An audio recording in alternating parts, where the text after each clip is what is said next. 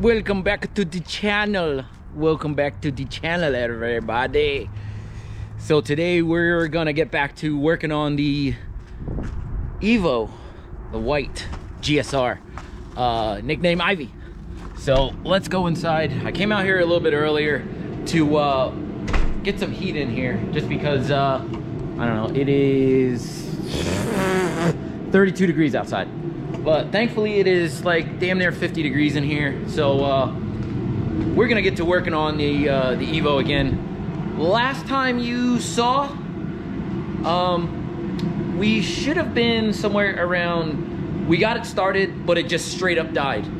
But I think me and my boy Dan, we figured out what was going on with it. And I think it was the fuel pump, or it is the fuel pump. But it definitely had a lot to do with this too. The blow-off valve, when we did a boost leak test, it would come out of there'd be a lot of air coming out of here. So I don't think that the pressure that was in here, the spring, was good enough to actually hold the boost pressure that was coming out of this turbo. So I already put a shim in there so that it'll actually stay closed while it's on idle. But I think that was definitely one of the things that we're doing. I think we're gonna do brand new, what do you call this? Fuel lines in and out of the fuel rail, just because, I don't know, this return line is really, really ugly. So we got some, hopefully the 6AN lines will fit this, and we're gonna just come straight out the bottom and go right back into the return line hose or whatever. But we do have a bunch of parts. Excuse my mess because it is really bad, but let's see what we got here. We got some line, some AN fittings, and what else do we have? Oh, where's my fuel pump and all that? Oh, here it is. Let's take this. Let's look at this right here. Got a new fuel pump. I opted to get something that's really not E85 compatible, only because we don't have E85 where we're at. We just have regular 93 pump gas, and I use methanol in the car, so there's no reason to go with E85 stuff. So what else do we have? We have a custom inlet for a 6AN line. I have the fuel, it's like an adapter for the stock fuel inlet line or whatever. So I got that, and I also have a fuel, it's like a fuel pressure gauge or whatever that goes right on the fuel rail. So I got to figure out if this will mount right up, or if I got to get an adapter, because this looks pretty big. So I got to figure that out. But all of these parts I'm going to be doing today. I'm going to try to hammer them out, and we'll kind of go from there. I know I say a lot, I really get it, but I don't know what to say sometimes. But yeah, so we're gonna do this. I'm gonna cut and edit through this, so it should be starting at the front. I'm gonna do the fuel lines, and then I'm gonna move to the back and start to do the what do you call it, the fuel pump. So I already have the back seat already off in the trunk, or in the back seat, so that's already up and ready to go. All I need to do is just pull the fuel pump out and get to it, and I can get it on the bench and, you know, do what I got to do with it. So let's get to that right now. Yeah.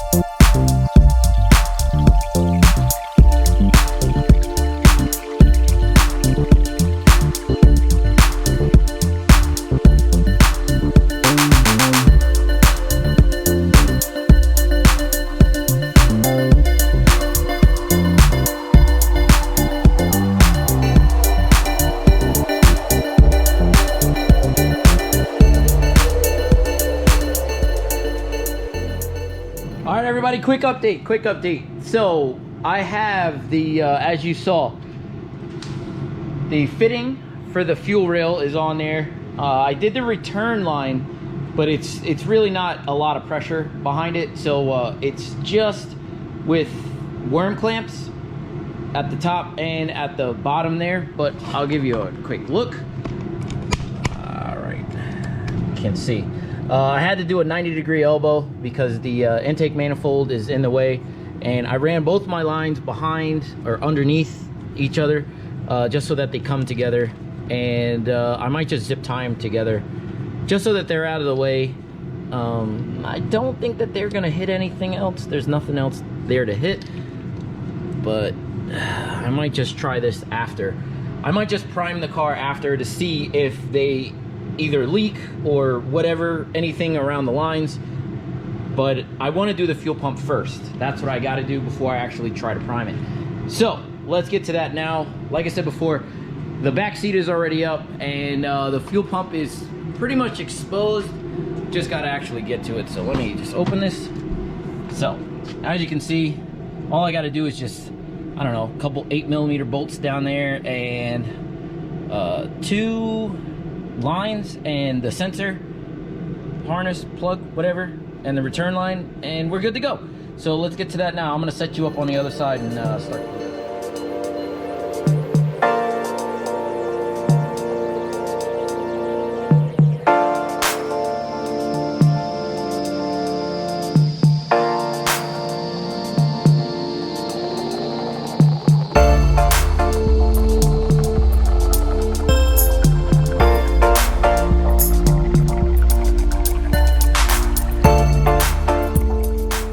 Here we go. We got the fuel pump out. Didn't take me very long. It was probably gonna be like a 30-second thing there. But here it is. It's an old style. Well, I guess they haven't really made a new style. Walboro 255. And it's probably been in there at, if I had to guess, probably 10 years. Easy 10 years. But I don't know. It's time for an upgrade. Like I said before, I have a AEM 320 or 340. I think this is a 320 fuel pump that it'll pump a good amount of fuel. So I'm very excited about it. Can't wait to put it in. So we're gonna get to that now. I'm gonna take this apart. I'm gonna clean it all up, and we're gonna put it back in the car in a second. So let's get it started. Yeah. Hey, look at that. Surprise, surprise. We got ourselves a AEM 340 liters per hour fuel pump already in there, which is pretty awesome. That's actually rated for E85 and methanol, which is pretty cool.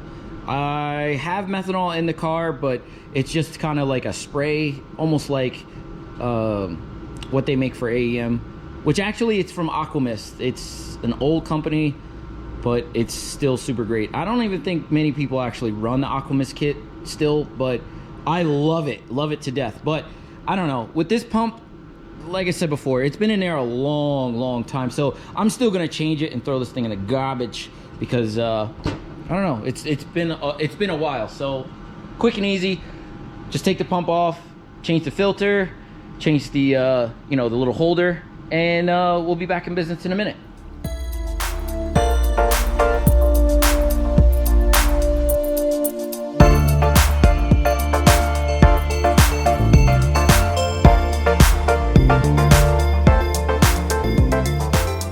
Alright guys, so I want to just explain something here I just noticed. It is this pump is bigger than this pump. Way bigger. I mean, only by a little bit. But you can definitely tell there is a size difference, which could be good, could be bad. But I did take notice to the very end. I was having a little problem, so we modified the bottom end of the holder here. So what I'm gonna do is I'm gonna put the spacer, this thing, little rubber end at the very bottom, or this one at the very bottom, and now we can put this back together and hold it, because this thing, the holder, wasn't really going over. and it wasn't holding it. So modified it a little bit just to cut this out a little. But yeah, let's get this back together. Yeah.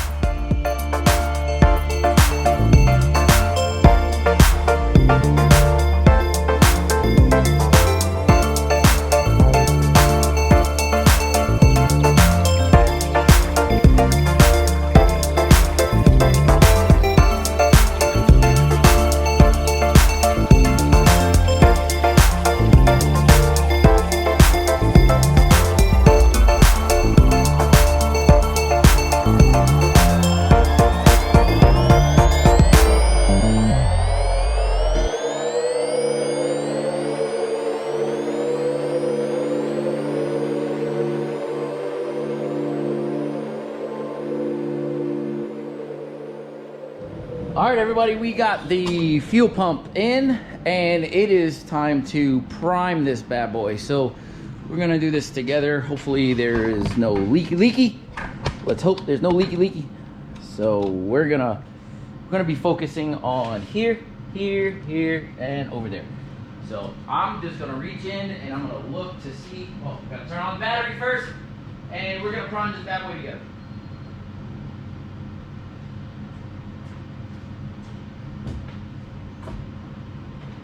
I need the key first. It's in the passenger seat. Go. All right, see if it primes.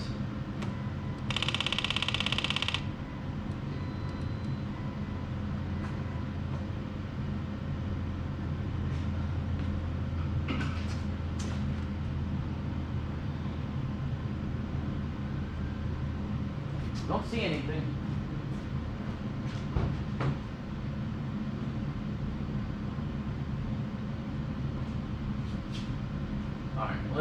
Let's give it a start here.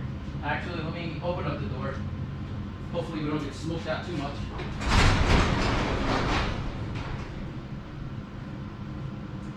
All right, let's see.